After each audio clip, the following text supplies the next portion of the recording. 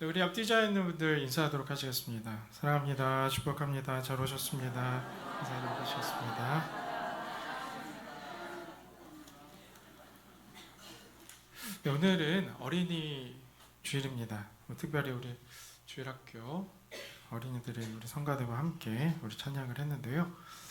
지난해에도 제가 말씀드렸지만 이 어린이 주일의 원래 명칭이 꽃주일이었습니다. 미국의 한 목사님께서 매년 한 주일을 정해서 어린아이들에게 이 꽃다발을 선물을 하고는 이 어린이들을 교회 앞에서 축복해준 전통이 이 한국 교회에도 이르게 된 것이죠. 오늘 노래와 같이 우리 주일학교 친구들은 이 세상에서 가장 아름다운 꽃입니다. 별로 감동이 없는 것 같아요. 우리 여기 함께 모인 우리 어른들, 우리 부모님들은 우리 이 꽃들이 시들지 않도록 또 실망하지 않도록 주님 안에서 더욱 아름답게 자라도록 여러분들 많이 칭찬해 주시고 많이 사랑해 주시고 많이 격려해 주시기 바랍니다. 이 시대에 많은 이 분들이 이 학교 교육에 대해서 걱정을 많이 하십니다. 학생 인권이라는 이 허울 때문에 정작 이 학생들을 가르쳐야 될, 이 지도해야 될 이 교권이 무너지고 있죠. 또한 이를 통해서 학교 분위기가 이제 무질서해지고요. 자녀들은 학교에서 사실 제대로 받을 이 학습권, 이 권리를 제대로 교육받을 이 권리를 침해받고 있는 것은 아닌가라고 생각할 수밖에 없습니다. 하지만 이런 이 문제들이 비단 요즘만의 문제는 아니었다라는 것을 우리가 기억을 해야 되는데요. 또한 우리의 자녀들이 요즘 아이들이 유독 버릇없고 영악하기 때문에 이런 문제가 생기는 것이다라고도 볼 수가 없습니다. 그래서 뒤돌아보면 지금의 문제들은 이미 우리 자녀들의 부모님 세대들 또 그 이후에 이전에 부모님 세대들로부터 사실 시작되었다라고 해도 틀린 말은 아닐 것입니다. 이 조선의 이 천재라고 한다면 율곡 이 선생을 들 수 있는데요. 이 율곡 이 선생은 이 과거 시험 예전에는 이제 공무원이 되거나 또 학자가 되기 위해서는 당연히 이제 과거 시험을 치르게 되었죠. 그래서 이제 사실 한 2번, 3번 치르고 이제 그 어떤 이제 관료가 되는 것인데 이 율곡 선생님은 공부하는 게 너무 좋았던 것 같아요. 그래서 시험을 9번이나 치렀습니다. 그리고 사실 과거에서 우리는 잘 모르지만 과거에서 이 시험이 어렵거든요. 그래서 아무리 똑똑해도 사실 장원급제하는 게 거의 불가능합니다. 그런데 이 9번의 시험에서 율곡 선생은 모두 다 장원급제했습니다. 대단하죠. 그래서 이 율곡 선생을 가리켜서 구도 장원권이다. 그러니까 9번 시험 치러서 장원급제했다라는 별칭까지 얻게 되었습니다. 사실 그야말로 조선에 있어서 공부가 제일 쉬웠어요. 엄마 친구 아들, 엄친아의 대명사가 된 것이죠. 그러니까 이런 이제 명성이 자자하니까 이 수험생을 둔 부모님이 가만히 있을 수 없죠. 그래서 자기 자녀들을 이 율곡 선생님한테 좀 공부를 좀 배웠으면, 공부 어떻게 하면 장원급제 할 수 있는지 그런 기술, 스킬들을 좀 배웠으면 하는 마음이 있었을 겁니다. 그래서 이 부모님의 성화에 못 이겨서 이 율곡 선생님이 몇 명 아이들을 받았다고 합니다. 몇 명 아이들을 이제 받아서 이제 지도를 했는데요. 이 율곡 선생이 아이들에게 그런데 시험 잘 보는 방법은 안 가르쳐주고 어떻게 하는 것이 잘 사는 건지, 인생의 도리가 뭔지, 또 학생들은 어떠한 자세를 취해야 되는지 이런 아주 기초적이고 기본적인 인성교육만 했다는 거예요. 그러면 누가 지금 힘들겠습니까? 누가 마음이 제일 아플까요? 부모님들이. 그렇죠. 부모님들은 지금 이 어렵사리 이 율곡 선생님에게 교육을 이제 바뀌었는데 이 시험 잘 보는 방법을 알려줘야 되는데 인성 교육만 하고 있으니까 마음이 정말 답답해 지는 겁니다. 그렇게 이렇게 한두 달이 지났을까요? 자꾸 아이들이 한두 명씩 빠져나가는 거예요. 그래서 이 급기야는 한 몇 달이 지나니까 아이들이 한 명도 없게 된 겁니다. 그 아이들이 다 어디 간가 했더니 옆 동네에 그 당시에도 쪽집게 과외 선생님이 있었습니다. 이 쪽집게 과외 선생님으로 다 이 아이들이 옮겨갔다라는 웃지 못할 이야기가 내려오고 있습니다. 사실 예나 지금이나 뭐 부모님들이나 학생들이나 사실 이 교육의 본질, 이 가르침의 본질은 사실 뒷전이고 우리 자녀들이 더 잘 살았으면, 우리 자녀들이 좋은 성적 거두어서 성공했으면 하는 마음이 더 간절한 것으로 보여집니다.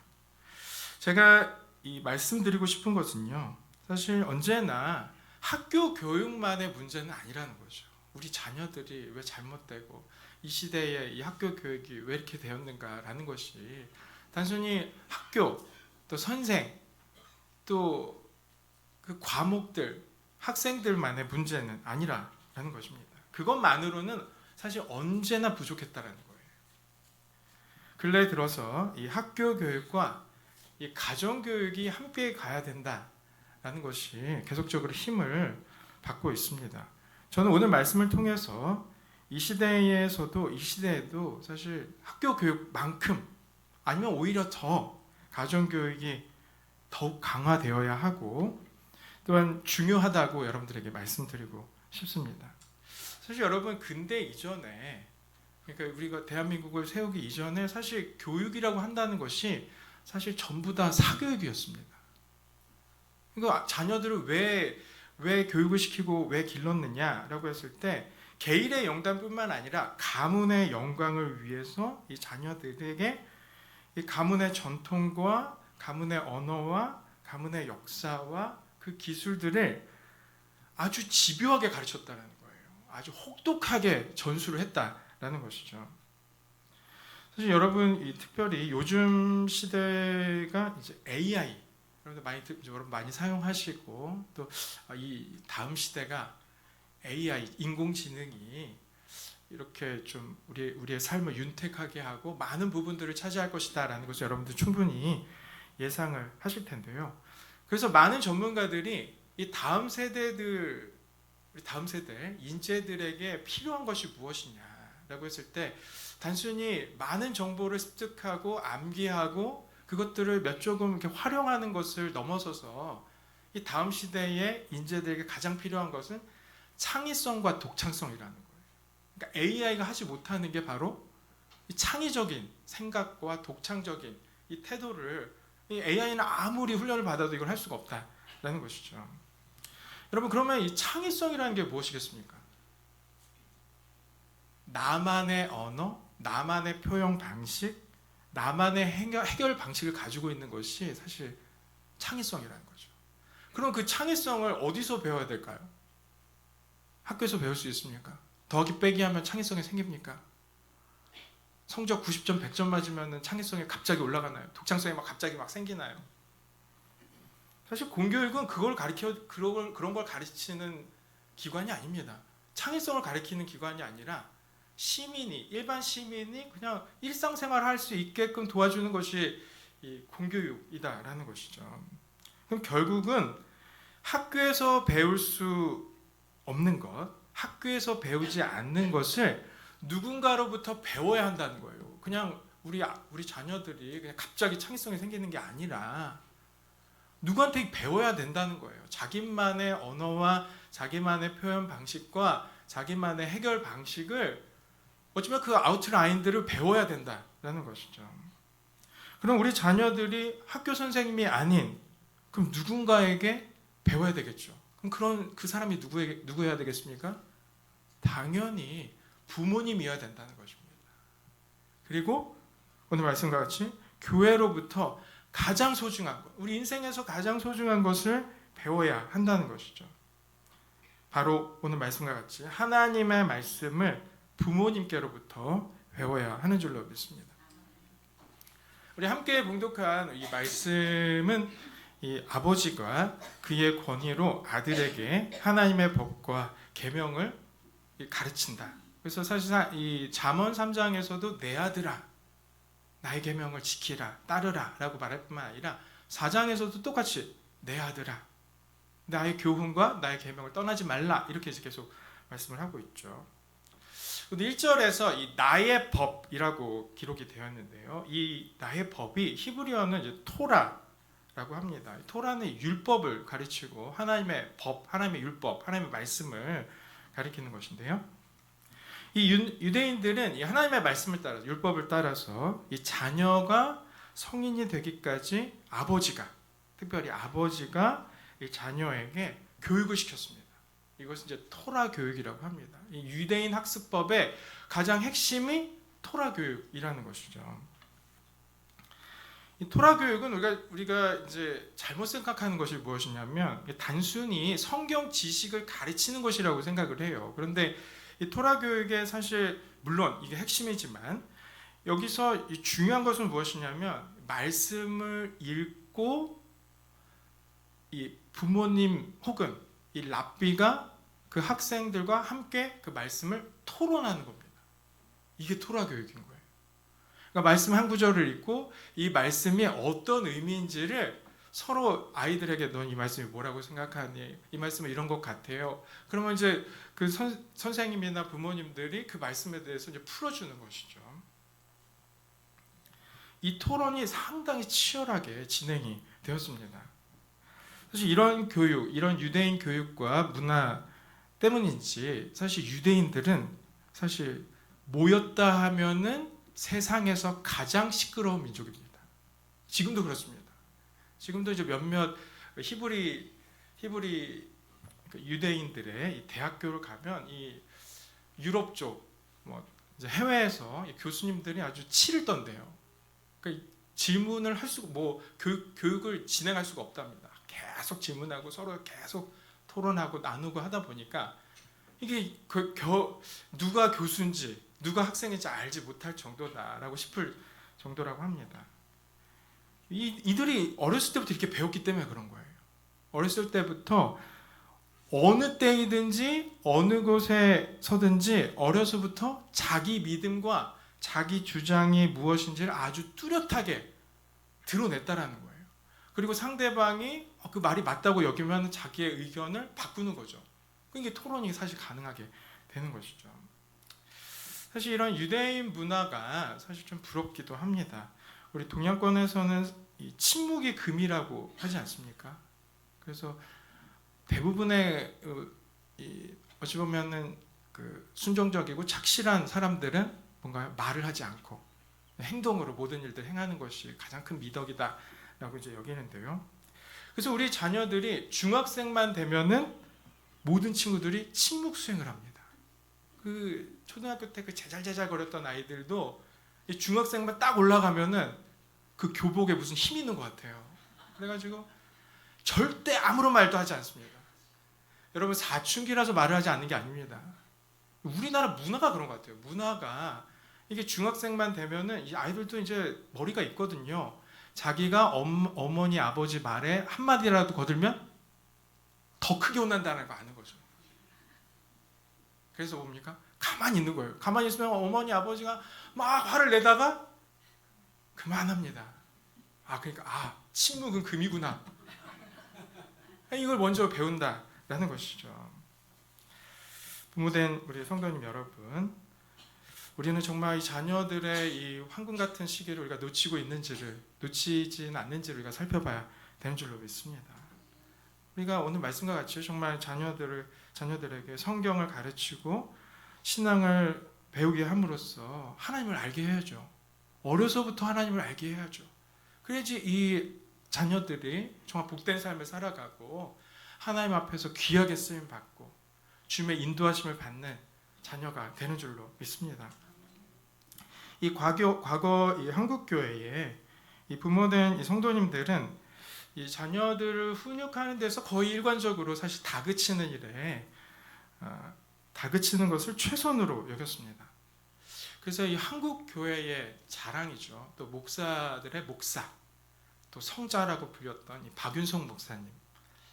저희 원래 교단이었지만 이제 합신으로 이제 넘어가신 목사님이신데 상당히 유명하고 그분의 가르침을 받으신 목사님들은 다 이 박윤성 목사님을 칭찬하고 칭송하는 목사님이셨습니다.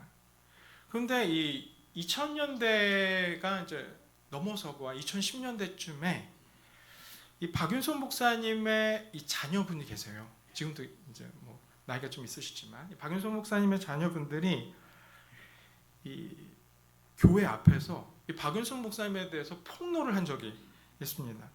그 자녀분들이 뭐라고 얘기를 했냐면 이 박윤성 목사님이 교회에서는 좋은 목사님이고 또 신학생들, 목사님들에게서는 좋은 교사, 좋은 선생님이었을지 모르지만 가정에서는 가부장적이고 또 폭력적이고 자녀들을 아주 엄하게 다스렸다는 거예요.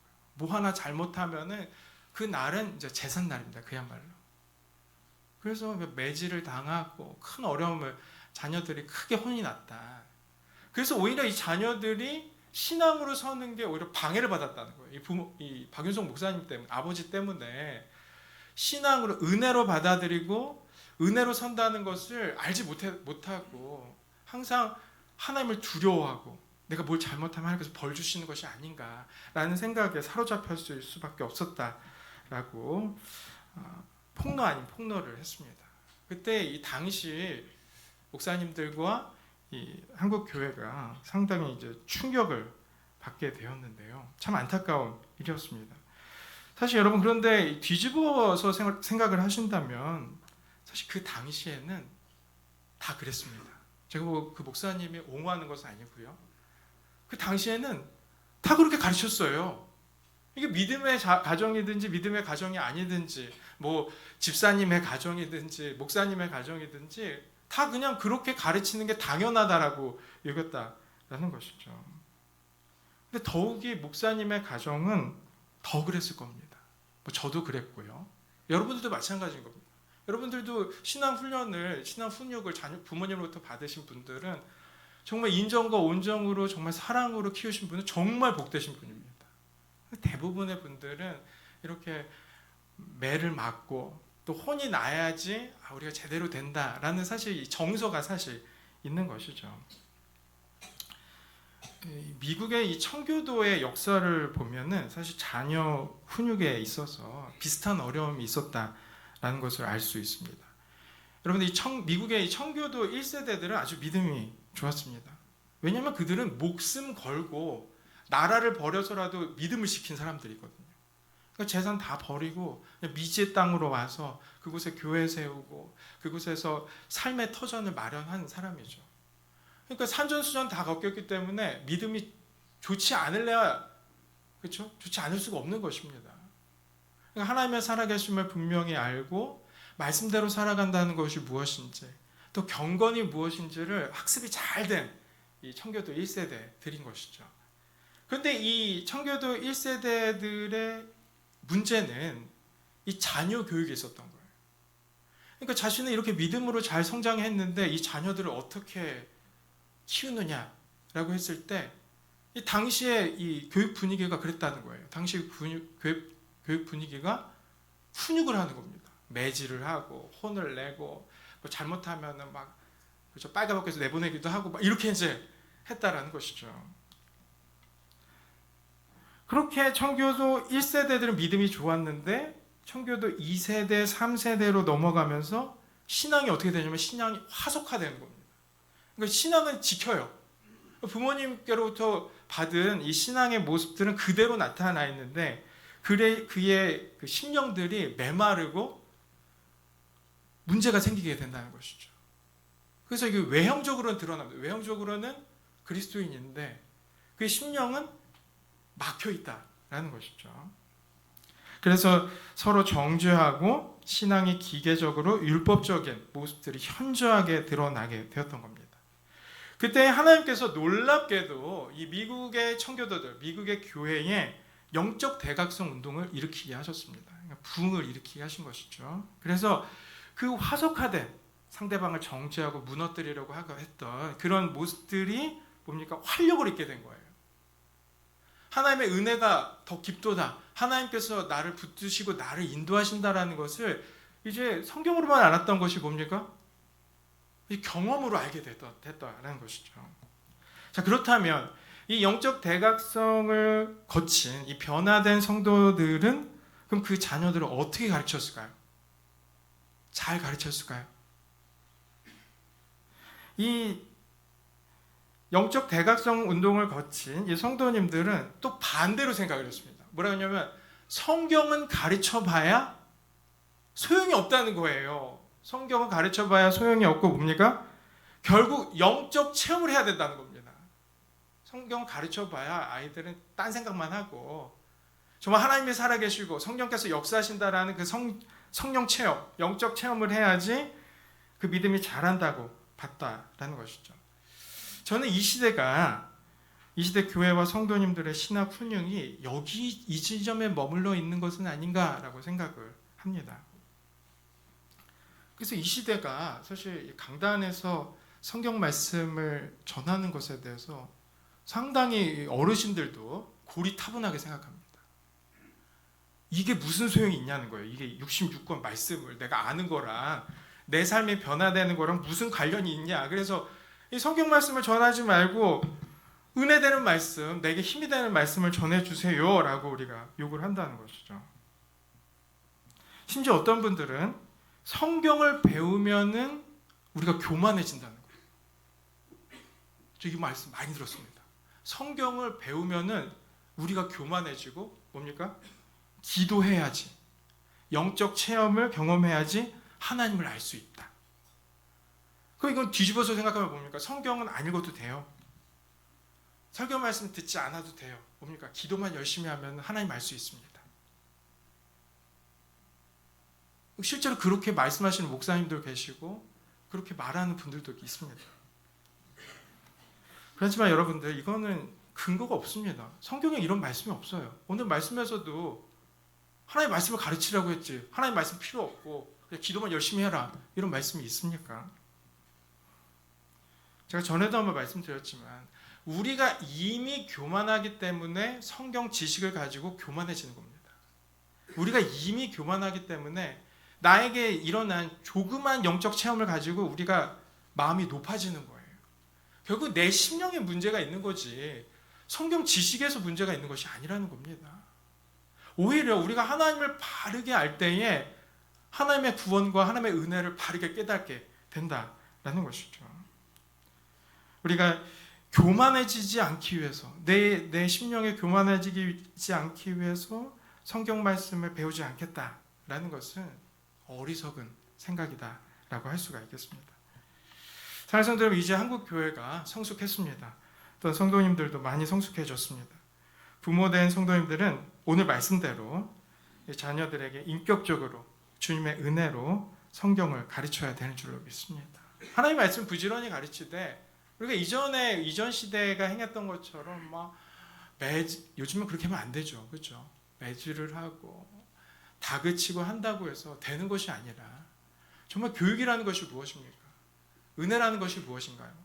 인격적인 하나님을 인격적으로 전하는 거예요, 그렇죠? 기계적으로 전하는 것이 아니라 인격적인 하나님을 인격적으로 전하는 겁니다.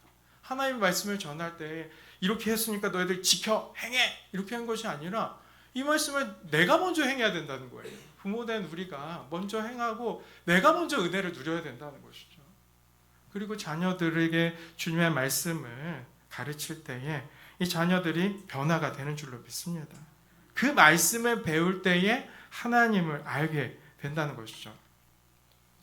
저는 자녀들에게 가르쳐야 될 두 가지를 함께 나누고 말씀을 마치도록 하겠습니다. 첫 번째는 무엇이냐면 부모님 된 여러분이 먼저 성경을 배우고 확신하는 일에 서야 되는 줄로 믿습니다. 우리 말씀 한 구절 찾아보도록 하겠습니다. 제가 이제 보낸다고 한 게 이제 보내지 못한 것 같아요. 그래서 디모데후서 말씀입니다. 디모데후서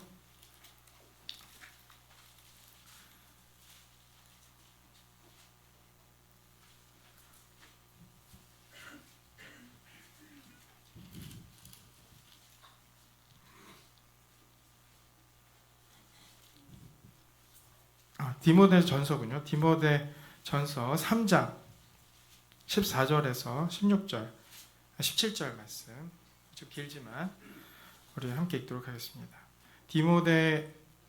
디모데후서 제가 죄송합니다. 그러니까 이렇게 헷갈리네요. 디모데후서 3장 14절에서 17절 말씀입니다. 네, 14절에서 17절 말씀 중요한 말씀이니까 함께 읽도록 하겠습니다. 시작. 그러나 너는 배우고 확신한 일에 거하라. 너는 내가 누구에게서 배운 것을 알며 또 어려서부터 성경을 알았나니 성경은 능히 너로 하여금 그리스도 예수 안에 있는 믿음으로 말미암아 구원에 이르는 지혜가 있게 하느니라. 모든 성경은 하나님의 감동으로 된 것이고 바르게 함과 의로 교육하기에 유익하니 이는 하나님의 사람으로 온전하게 하며 모든 선한 일을 행한 능력을 갖추게 하려 함이라. 아멘. 여러분들이 이 사도들 중에서 가장 큰 능력을 받고 어쩌면 가장 복음 전파에 앞장섰던 사람이 사도 바울이죠. 그래서 은사에 관한 한 이 사도 바울이 사실 뭐 자랑하지 못할 게 없습니다. 모든 은사를 다 받았다고 해도 과언이 아니죠. 그런데 이 사도 바울이 지금 무엇을 자랑하냐면 성경을 자랑한다는 거예요. 우리가 하나님을 알기 위해서는 뭡니까? 성경을 알아야 된다는 거예요. 성경을 배워야 된다는 거예요. 그의 능력이 어디서 나오는 겁니까? 하나님의 말씀을 들을 때 나타난다는 거죠. 근데 이 성경은 그냥 내려두고 그냥 뭐 은사만 찾고 하나님 권능만 찾고 하다가는 우리가 무너질 수밖에 없다. 우리들의 신앙의 밸런스가 균형이 무너질 수밖에 없다는 것이죠. 그렇기 때문에 이 말씀을 자녀들에게 가르치는 이 부모님들이 먼저 하나님의 말씀에 대한 확신이 있어야 되는 겁니다. 우리가 자녀들에게 뭐 영어도 가르치고 뭐 과학도 가르치고 이렇게 다재다능하게 가르치면 얼마나 좋겠어요. 근데 우리가 그렇게 못하잖아요. 그렇지만 우리가 정말로 우리가 평생을 하나님 말씀을 배우고 익혔는데 이 말씀을 우리 자녀들에게 가장 귀한 것을 전함으로 그 말씀을 통해서 우리 자녀들이 변하는 것을 우리가 확신해야 되는 줄로 믿습니다. 그때 그 말씀을 통해서 우리 자녀들을 주님께서 역사해 주신 줄로 믿습니다. 이 두 번째는 무엇이냐면 이 가정 교육, 가정 예배라는 겁니다. 여러분 이 가정 예배는 우리 믿음의 선배들이 아주 중요하게 생각을 했습니다. 그래서 가정 예배의 핵심은 은혜입니다. 부모님들이 자녀들에게 말씀을 가르치는 것이죠. 신앙을 가르치는 겁니다. 우리는 이렇게 믿는다. 우리 교회는 나의 신앙은 이런 것이다. 라고 가르쳐야 된다는 거예요. 근데 많은 분들이 뭡니까? 나는 잘 모르니까 목사님한테서 배워라. 나는 잘 모르니까 저 교회 선생님한테서 배워라. 교회 선생님이나 여러분이랑 비슷하세요. 그러니까 내 자녀의 문제를 누가 더 잘합니까? 우리 부모님이 잘 아시잖아요. 그렇다면 끼고 이 자녀들에게 말씀을 가르쳐야 된다는 것이죠. 잘 못하게 하실 거는 뭡니까? 오늘 이 설교 말씀, 매주마다 있는 설교 말씀 본문을 가지고 뭐 여러분들이 요약을 하시거나 여러분들이 생각하신 것들을 이렇게 적어줘서 자녀들에게 그대로 전하시고 너는 어떻게 생각하니? 우리 같이 기도하자. 이렇게 하는 것이 가정 예배입니다. 뿐만 아니라 이 가정 예배를 통해서 서로 교제를 하는 거죠. 서로 기도 제목을 나누고 나의 문제가 무엇이고 너의 문제가 무엇이고 우리 같이 하나님을 의지하면서 붙들며 나아가자라고 했을 때 저절로 사실 신앙을 배우는 것이죠. 우리 부모님께서 정말 하나님을 사랑하시는구나. 우리 부모님이 믿는 하나님 나도 한번 믿어봐야 되겠다. 이렇게 하게 되는 것이죠. 너는 잘 믿어야 된다. 나는 못하지만 너는 잘 믿어야 된다. 아무런 소용이 없습니다. 아무런 소용이 없고요. 정말 이 가정 예배를 통해서 하나님께서 우리에게 주신 복인 줄로 믿습니다. 그래서 친밀하고 은혜가 넘치는 예배가 오직 가정에만 주었다라는 것을 여러분들 기억하시고요. 목사님 저는 자녀가 없습니다. 다 추가했습니다. 이렇게 하신 분들은 부부끼리 하시면 됩니다. 그리고 저는 혼자 있습니다. 혼자 하시면 됩니다. 그래서 정말로 우리들의 인생이 오직 주로 인하여서 큰 은혜를 누리며 주의 말씀으로 양육받고 훈육받는 우리 모든 또 주일학교 모든 또 우리 믿음의 가족들 되길 간절히 축원드립니다. 기도하시겠습니다. 거룩하신 하나님 아버지, 우리 자녀들 주님께서 꽃으로 주신 우리들의 자녀들을 말씀으로 힘써 양육하는 저희들 되게 하여 주시옵소서. 다음 세대들이 무너지고 있습니다. 오직 주님의 말씀이 우리의 소망이요 우리의 능력임을 깨달아 알 수 있도록 주께서 함께하여 주시옵시고 주의 성령님 역사하여 주시옵소서.